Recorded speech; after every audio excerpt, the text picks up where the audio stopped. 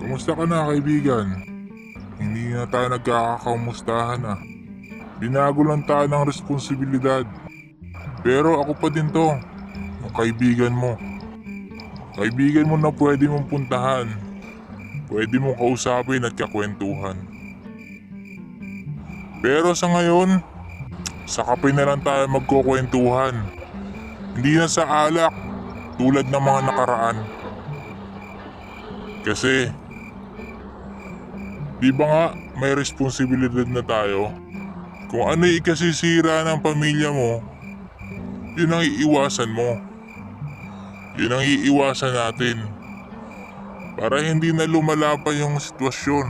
Kung nag-aaway kayo dahil sa alak, tigilan mo. Kung nag-aaway kayo dahil sa gala, tigilan mo. Ikaw na magparaya, kaibigan. Mahirap nga lang kasi kadalasan, talagang mga kaibigan, mawawala sa'yo yan. Pag ganyan yung ginawa mo sa buhay.